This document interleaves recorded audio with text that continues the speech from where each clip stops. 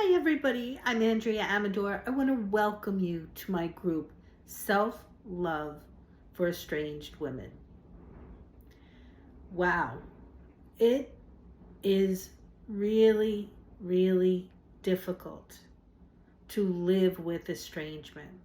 And it doesn't matter if you're the person who did the pushing away of others or if you were pushed away.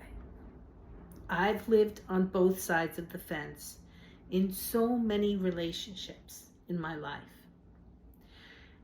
And I think perhaps the biggest thing that I learned is that all of the self-hatred that I had been carrying towards myself for so many decades, blaming myself because I had these relationships with people who pushed me away, or I felt the need to push them away because it gave me a sense of being safe. What I learned is that there's no sense in looking for blame. There's no sense in trying to find out what went wrong and how you can control it and fix it.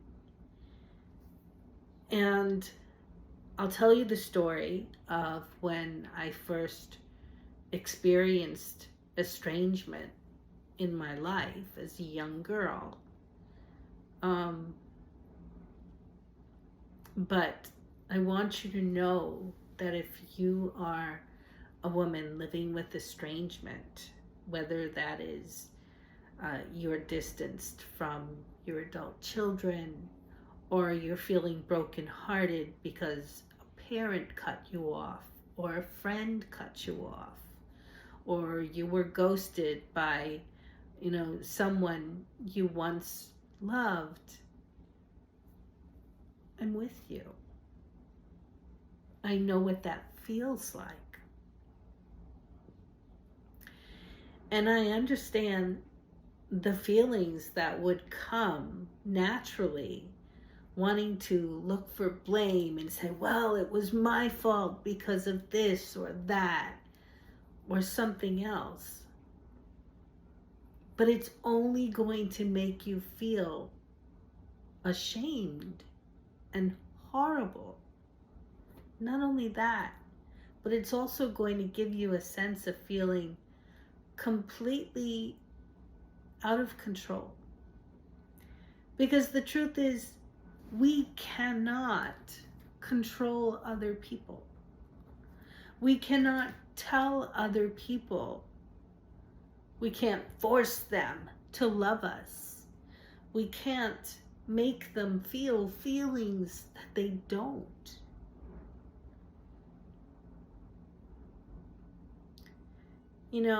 Not everybody who hurts you cares. And that is a blunt, ugly truth. What I have learned in my life is that hurt people hurt people. And many times the way that we protect ourselves as individuals is we push people away. And we do things to make people angry with us and to push us away.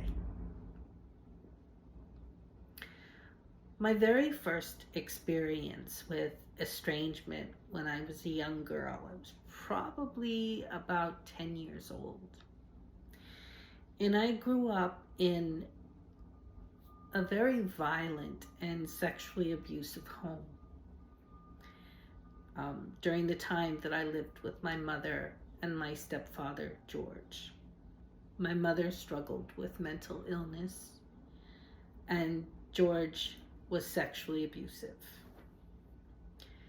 And at one point, I got a chance to go and live with my dad and my stepmother.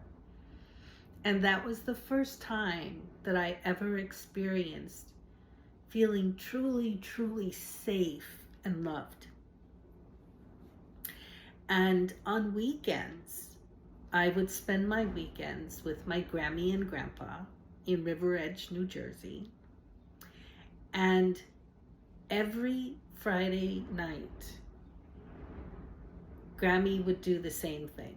I don't remember if it was before dinner or after dinner, but she would go into the bedroom and I would follow her, and she would stand in front of the telephone and I'd sit on the edge of the bed, and she would pick up the phone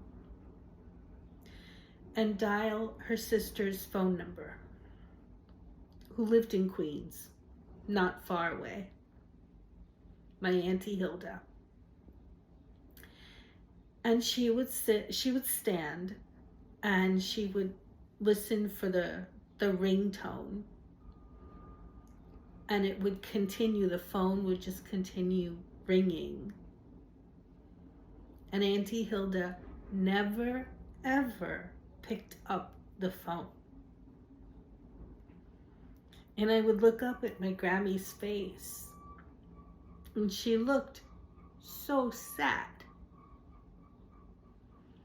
I never knew the backstory of why my Grammy and her sister didn't talk, but that made such a strong impression on me.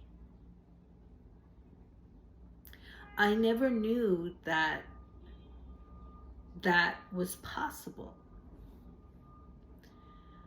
And so what I want to tell you is, because I have connected with so many thousands of moms who are estranged and women who are living with estrangement, what I see over and over again is this sense of blaming themselves and trying to find, well, where did I go wrong? What happened? Why isn't she calling me? Why isn't she talking to me? How did I hurt them? What did I do? What I learned over years of living with estrangement in my own life